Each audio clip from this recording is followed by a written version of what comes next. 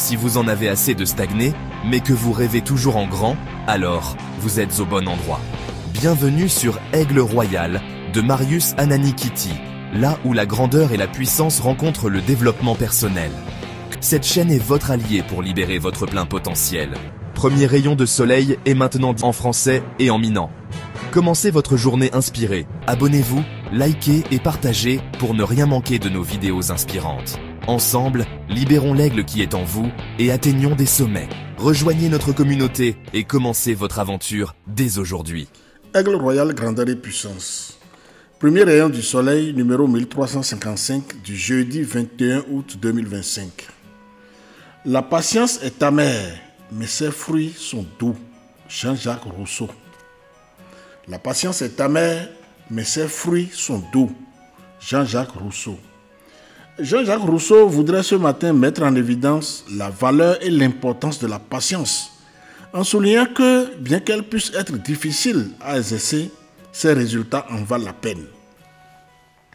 La patience, souvent perçue comme un effort difficile et inconfortable, donc amer, demande de la persévérance, de l'endurance et de la maîtrise de soi face à l'attente ou aux obstacles. Cependant, ces sacrifices sont récompensés par des résultats positifs et agréables, donc les fruits doux. Elle nous enseigne, cette réflexion, que les récompenses durables, qu'elles soient personnelles, professionnelles ou émotionnelles, ne viennent pas immédiatement, mais nécessitent du temps et de la constance. Cette citation nous incite à adopter une attitude réfléchie et calme, même dans des situations éprouvantes, en nous rappelant que les fruits de nos efforts patients sont souvent plus satisfaisants et durables que ceux obtenus par la précipitation. Elle met également en évidence le fait que les choses de valeur, celles qui exigent de la patience, sont souvent les plus gratifiantes. En somme, cette réflexion de Jean-Jacques Rousseau nous encourage à embrasser l'attente et à comprendre que la véritable récompense réside dans le processus, pas seulement dans le résultat immédiat. Ici, Marius Ananikiti, Aigle Royal, grandeur et puissance. Ndo zona honsu gaga, Aigle Royal betoji no lao. Egbea, amega Jean-Jacques Rousseau edi savait amiango. Ebede, jigbonde hohwa evina, nyawi, fobe alekelemea esubo. Noviye. Jigbonde hohwa nyuende nemikpo nyuende chan jigbonde hohwa enyi hiheabe azonli.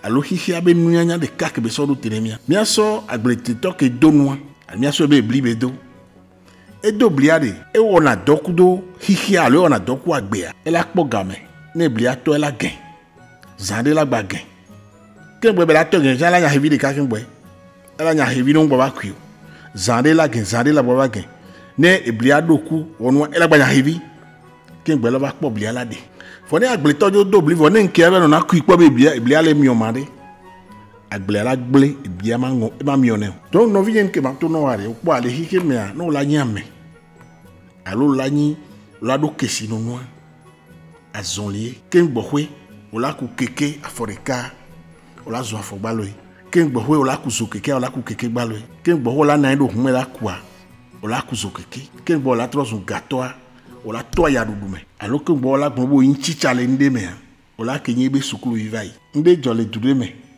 ma yeji ne mi claim nyonu vivai de so vo ojo le nso abi to ba ho nso adona jo gaso na nyweri ne no agboso asia eso na be ga sak ke me ga no na ne e be sa kosha eso wala ne le si vo ba na be ga be gbogere ka so saka so wala va ngba ba nya lo keji be soro le ga popo wa me a eso na be to kelenye etoa echa sayin gbare vo amgboro na mere kwekwo be ya tro jira eba ho medo e gabu nyo na munya fiki be so sak daro eto gajiji consider de ka consider ve papa cha kelenye nsu kebe de abetoa echa to doji la ho me no mla nzame nyo na fona nsu abe a ye be gabe sa gabu bo kele sak me jizo po va eto ajo ba to doji fiki to la po gale ano jira ho medo de nema de ka jabe enyawa nyama te hin to yin bo leko la be gala bu no la be to yin so ero o le donya kaka wa ipo atavi de ka atavi wa ito agbo e vi obe so abe gabu ne wa le ko jo le odo do o le gbonya de ale le kemi a onya wando e to abiji e biji ka no po te pe asi o lasi o le nyaji e nyale mli godogodo kaka o wa yokojo Oyo Kojoa. On a un peu d'awaya. Dene nyale wan leke ola d'awaya bede. Mounya be vigne be sur la galaxie. Mounya bede gboso asi e sona gawlana. Afike susu sone kudo via e sonye kele via. Be yobe gabu mle odoa nyem mon jentio. Okpo a o ke via. Enyawa ko le gbon susu wa ko dia o dalejin. Soso egbedia nyabo ngba via. O nyonu ya fi o vakin be va poga. Voici souvent que Odea, au donc premier be renoi, et Roua, ma po n'ona les miens be hiken les filles, moi t'es pas y'en a les miens be hikeno, et domo, et va trop encore famille au bébé. Miawa menyemini, mounyan que les sous menemia. Vraiment bien mi bébé. Mes hommes à bord de vie un coup de soranti, ne va trop 10 sacs à l'heure de revenir. À mon boy à des coucounets, papa be ao, be que blé blé. Niawa mo cité. Oihwame, au subo. Zare kwa ba kedo sakanti si kwa nyo no so wala do afibu ebe nwobe so wala do ngome okosaka egale me amere pipem dalo ntio vo afin kudo kakaraka wa odubiye ga okekeke ale ke ngbatenza ah enya vai ega ke buyo be yesoro be to fian wa po gale home wa de kukuru da wa egbe eso inso ke unsuku nyo no mu ho jigbonde disaka le khomenyo de wade wa ba khoya igba asuko egbe ne nyonwa de kaja chan et toi tone ben gba yin eviko nu ke jigbonde ma ho hena vana wa bien envie kiti Marius anani be gbe mi se honsu gaga gogo musen Africa vi aussi.